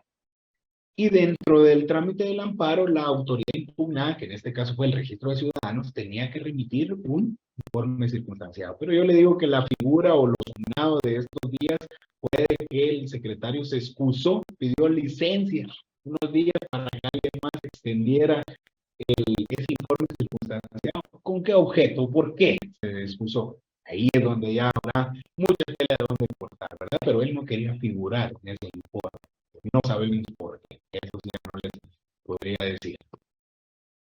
Bueno, vámonos a las delegaciones, subdelegaciones, eso también ya lo vimos. Vamos, capítulo 3. Aquí es donde quiero hacer un énfasis y detenerme más con ustedes. Las juntas electorales municipales y departamentales. ¿Quién me apoya con la lectura de estos artículos? Artículo 171. Juntas electorales. Le escuchamos, compañero. Artículo 171. Juntas electorales departamentales y municipales.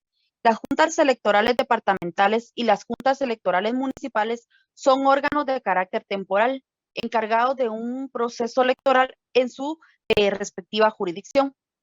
Tendrá su sede en la cabecera departamental o municipal respectiva. Artículo 172. Integración de las juntas electorales. Las juntas electorales a que se refiere el artículo anterior se integran con 3 miembros propietarios y 2 suplentes nombrados por el Tribunal Supremo Electoral para desempeñar los cargos de presidente, secretario y vocal. El suplente será llamado en caso de falta o ausencia de algún propietario. Para la integración de las juntas electorales y juntas receptoras de votos se deberá tomar en cuenta la diversidad sociocultural de la nación y el género. Gracias, Sonia. Vean, ¿por qué es necesario contar con juntas electorales departamentales y municipales? Porque por la naturaleza del Estado de Guatemala es muy difícil que los magistrados lleguen a conocer el interior del país. Entonces, para ostentar esa representación, porque al final de cuentas, los miembros de una junta electoral departamental son los representantes de los magistrados en un departamento. Y los miembros de una junta electoral municipal son los representantes de los magistrados en el municipio. ¿Cuál es su función entonces? Son los encargados de que el proceso electoral en su respectiva jurisdicción, ya sea municipal o departamental, salga en orden, que todo se lleve a cabo conforme a derecho. Ellos son los principales responsables y también los ojos de la gente y los medios de comunicación van a estar sobre ellos, sobre todo en las próximas fechas que se avecinan. Es importante.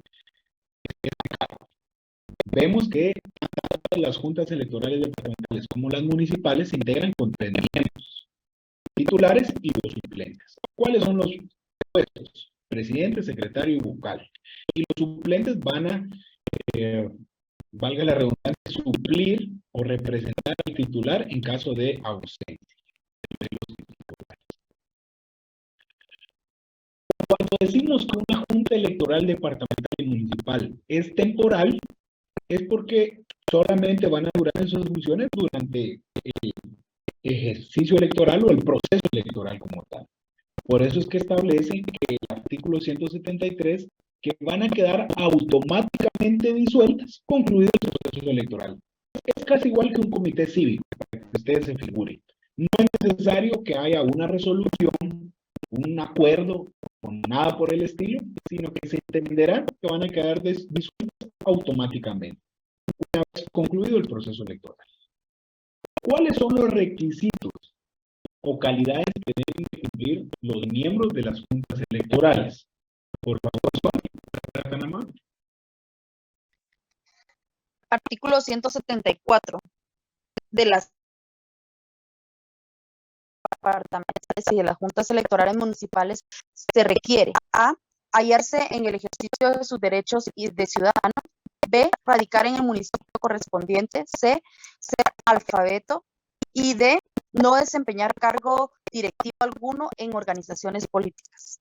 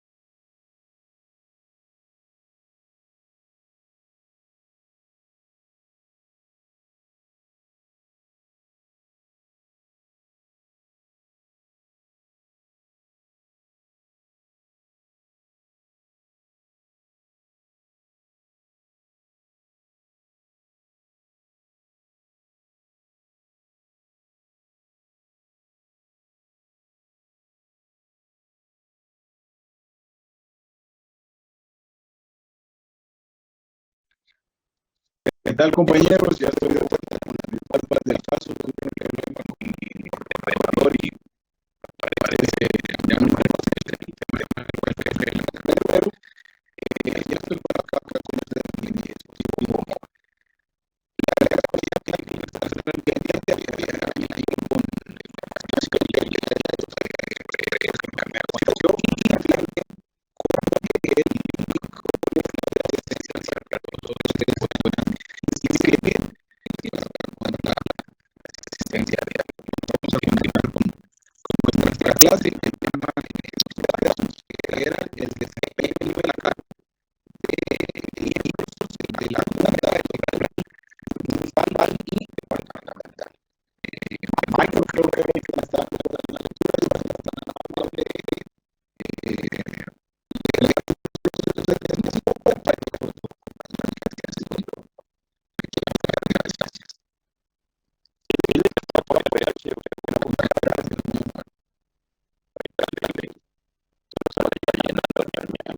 Voy a cambiar.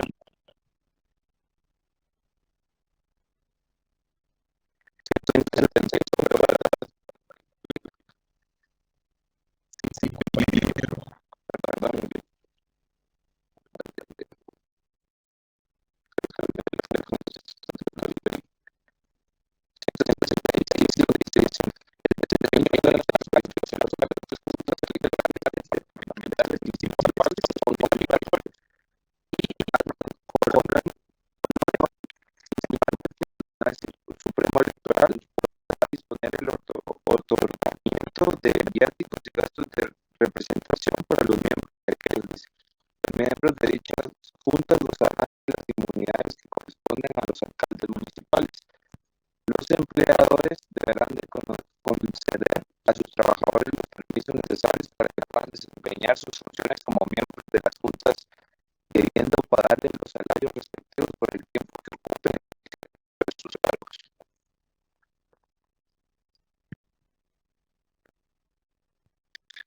Las juntas electorales llevarán a cabo sesiones para el correcto ejercicio de sus funciones. Las cuales durante el ejercicio de sus cargos van a hacer las sesiones periódicas que así consideren necesarias.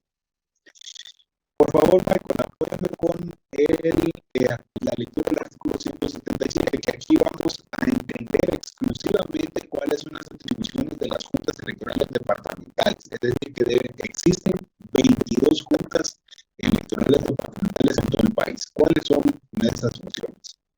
Artículo 177. Las atribuciones de las juntas electorales departamentales son las atribuciones de las juntas electorales departamentales. A.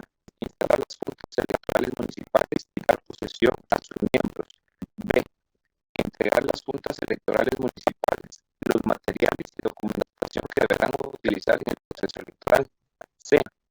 Declarar el resultado y la validez de las elecciones municipales realizadas en el departamento o, en su caso, la nulidad parcial o total de las mismas, adjudicar los respectivos cargos, notificando a los ciudadanos la declaratoria de su elección, una vez se encuentre firme la respectiva resolución, y enviar al Tribunal Supremo Electoral la documentación relativa a las elecciones presidenciales, diputados al Parlamento Centroamericano, diputados al Congreso de la República, así como lo relativo a las consultas populares, una vez efectuadas las revisiones que ordenan los artículos 238 y 239 de esta ley.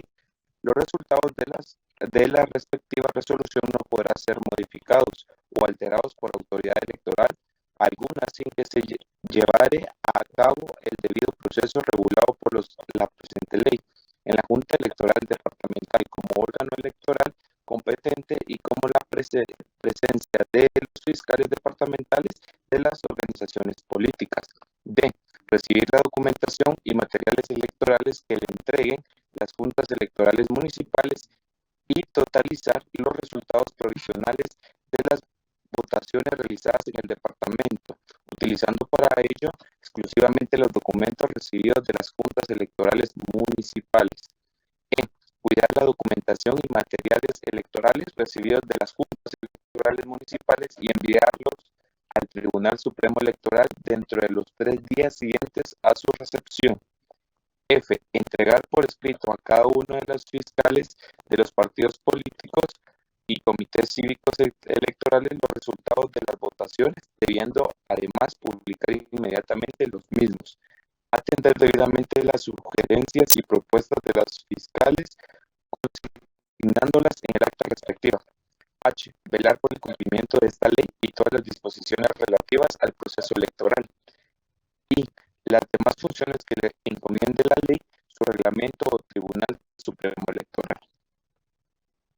Muchas gracias, compañero. Entonces, si yo les preguntara cuál es el órgano electoral encargado de dar los resultados y validez de las elecciones realizadas en un departamento respectivo, ¿cuál es la respuesta que ustedes me van a dar?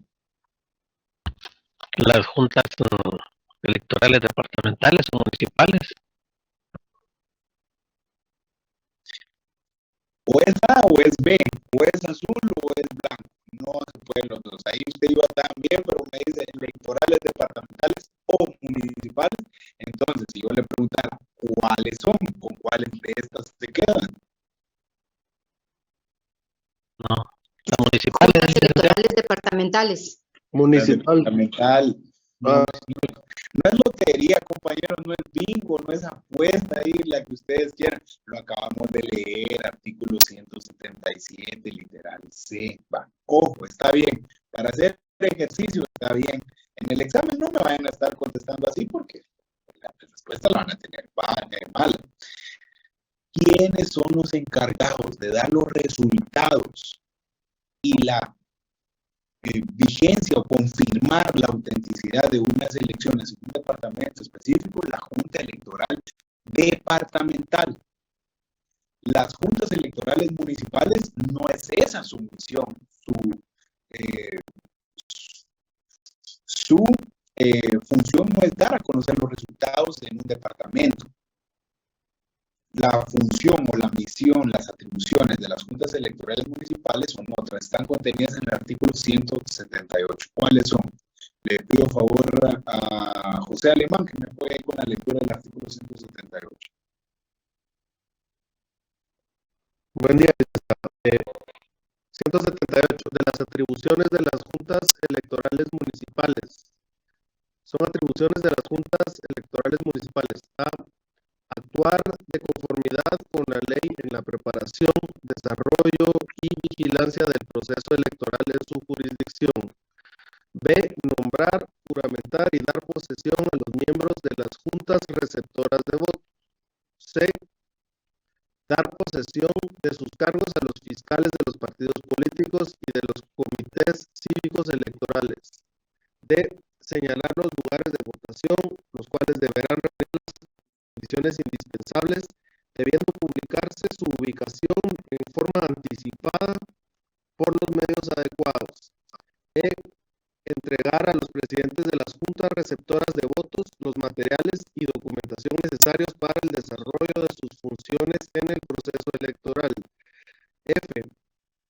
Vigilar que las juntas receptoras de votos inicien sus labores el día de las votaciones a la hora fijada por la ley, siendo responsables de que éstas cuenten con todos los materiales y documentación necesarios para el adecuado desempeño de sus funciones. G. Recibir de las juntas receptoras de votos toda la documentación electoral. H. Establecer el resultado de la votación de su jurisdicción, utilizando para el efecto los documentos que le entreguen los presidentes de las juntas receptoras de votos, debiendo darles la debida publicación a tales resultados. Y entregar a cada uno de los fiscales de los partidos políticos y comités cívicos electorales la constancia respectiva de los resultados de la votación en su municipio. J. Atender debidamente las sugerencias y protestas de los fiscales y consignarlas en el acta respectiva. K. Trasladar y entregar toda la documentación del proceso electoral a la Junta Electoral Departamental correspondiente dentro del día siguiente de realizadas las elecciones. L. Velar por el cumplimiento de esta ley y de todas las disposiciones relativas al proceso electoral. Y M. Las demás funciones que les confiere la ley, sus reglamentos o el Tribunal Supremo Electoral. Muchas gracias. Gracias, José, por su apoyo. Entonces veamos, las principales funciones de las juntas electorales municipales son dos. Primero, nombrar y juramentar a las juntas receptoras de votos.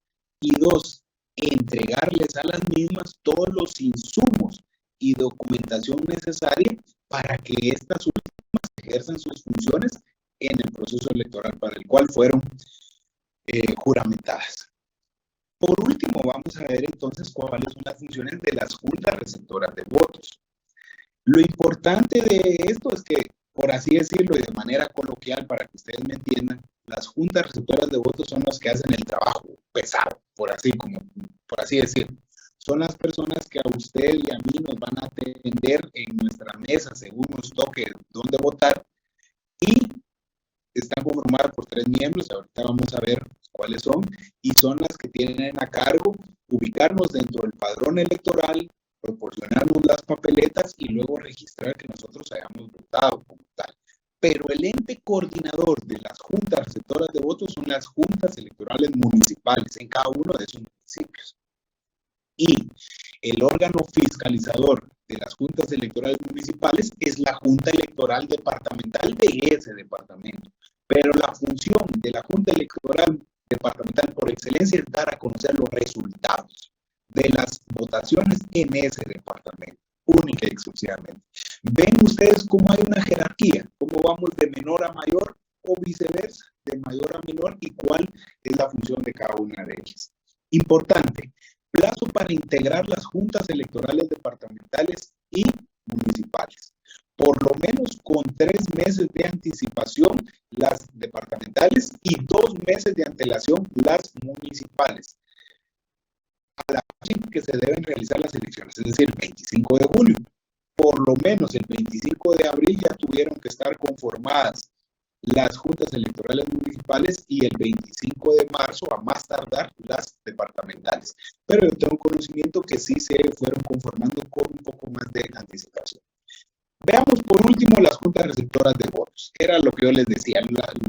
En una escala o en una analogía, si ustedes así lo quieren, y disculpen por eso, pero si estábamos hablando de las hormigas, estas serían las hormigas obreras, las que hacen el trabajo como tal el día de las votaciones. Artículo 180, juntas receptoras de votos. ¿Quién me apoya con la lectura? Yo, licenciado. Gracias, compañera. Receptores de votos. La Junta Receptora de Votos son órganos de carácter temporal.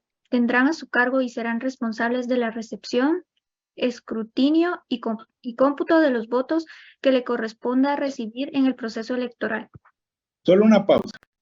Cuando hablamos de recepción, pues, lógicamente va a recibir los votos. Luego el escrutinio es cuando ya se lleva a cabo el conteo de sus votos, cuando se abren las urnas y se cuentan uno por uno. Y por último el cómputo. Y ahí nos van dando los resultados, son los encargados de llenar el acta que luego se les presenta a los digitadores del Tribunal Supremo Electoral, y estos a su vez tienen la función de enviarlo al Centro de Procesamiento de Datos. Por favor, compañera, leamos el artículo 181. ¿Cómo se integran las juntas receptoras de votos? Integración de las juntas receptoras de votos. Cada junta receptora de votos estará integrada por 3 miembros titulares, que serán nombrados por la Junta Electoral Municipal correspondiente y quienes desempeñarán los cargos de presidente, secretario y vocal, respectivamente, debiéndose integrar a más tardar 15 días antes de la fecha de elección correspondiente. En la misma forma, se designará para cada municipio el número de suplentes para las juntas receptoras de votos que acuerde la respectiva Junta Electoral Municipal, quienes sustituirán a los ausentes el día de la elección, en la forma como disponga dicha junta. Muy bien. Entonces, ¿cuántas juntas de receptoras de votos van a haber por municipio? Pues dependerá de la cantidad de votantes que vayan a ejercer su voto o que estén empadronados en ese municipio y cómo estén distribuidos los centros de votación. Entonces, toda junta receptora de votos va a estar conformada por 3 personas: presidente, secretario y vocal. Y también pues van a tener sus respectivos suplentes si en dado caso se ameritara. Para ser miembro de la junta receptora de votos se requieren los mismos requisitos que para ser miembro de la junta electoral departamental y municipal. Es decir, ser ciudadano, ser guatemalteco, ser ciudadano en el libre ejercicio de sus derechos, ser alfabeta, es decir, poseer un grado de escolaridad, y no pertenecer o formar parte de ninguna organización política, es decir, no estar afiliado a ningún partido o comité cívico. Finalmente, ¿cómo se disuelve la Junta Receptora de Votos? Por favor, compañeras, si fuera tan amable, artículo 183 para finalizar este tema de las juntas receptoras de votos. Muy bien. Disolución de las juntas receptoras de votos. Las juntas receptoras de votos quedarán disueltas al firmarse por sus integrantes el acta de votación y entregarse a la Junta Electoral Municipal la documentación y materiales que recibieron para el ejercicio de su función en el proceso electoral. Gracias.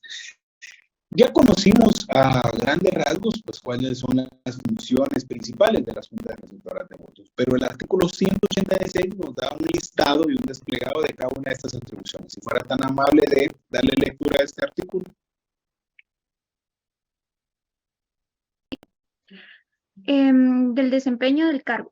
Los cargos en las juntas receptoras de votos son obligatorios y ad honorem, pero sus miembros podrán disfrutar de los viáticos que acuerde el Tribunal Supremo Electoral para el día de las elecciones, las cuales no requerirán comprobación.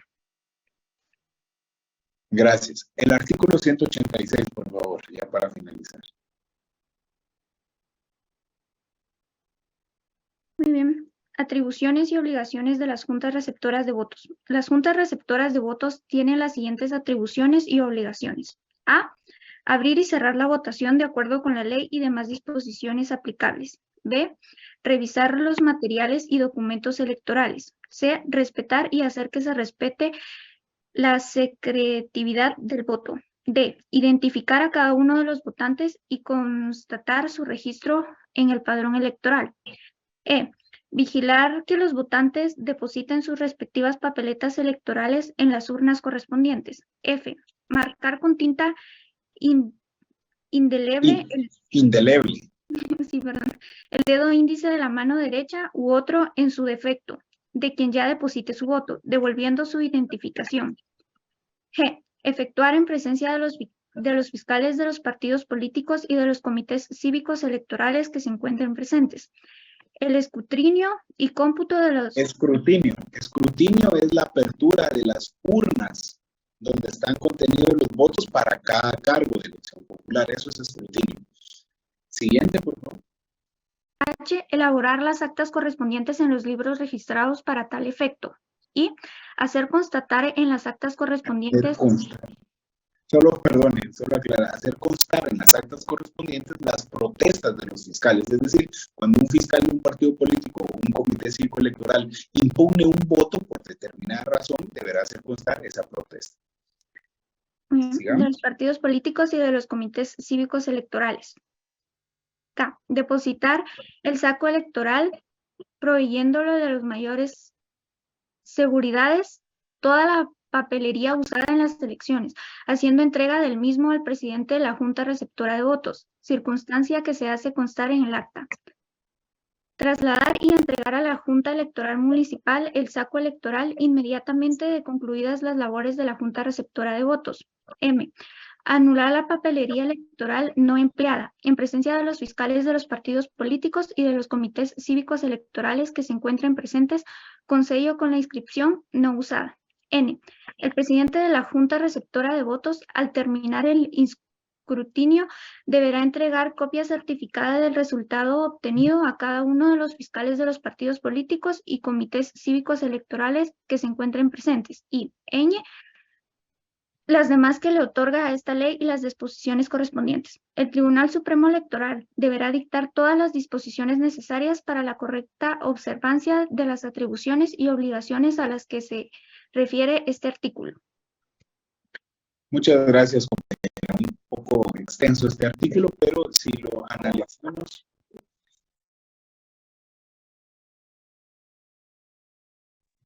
Perdone, les decía, si analizamos con detenimiento el artículo 186 de la ley electoral, nos establece a grandes rasgos cómo se lleva a cabo el proceso electoral. Desde el inicio de las elecciones como tal, no sé, abrir los centros de votación, preparar las mesas correspondientes, etcétera, hasta el cómputo de los votos y la entrega de los resultados a las personas respectivas. Por eso ahí dice que cada miembro deberá recertificar el acta correspondiente en presencia de los fiscales de cada uno de los partidos políticos. Bueno, compañeros, ¿alguna duda que tengan ustedes con respecto a las autoridades del Tribunal Supremo Electoral y órganos electorales, específicamente hablando del registro de ciudadanos, juntas electorales departamentales, juntas electorales municipales y juntas receptoras de votos? Por así decirlo, entonces, hasta el artículo 186 entrarían los temas para nuestro primer examen parcial. Posteriormente seguiremos analizando la ley electoral y el partido político, así como otros temas de importancia que sean necesarios cubrir. Les escucho. Este es el momento para las preguntas, dudas y dar respuestas.